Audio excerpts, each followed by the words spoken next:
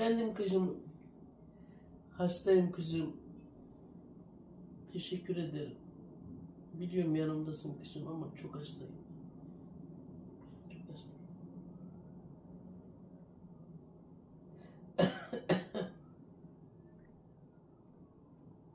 Ne yapabilirsin beni iyileştirmek için?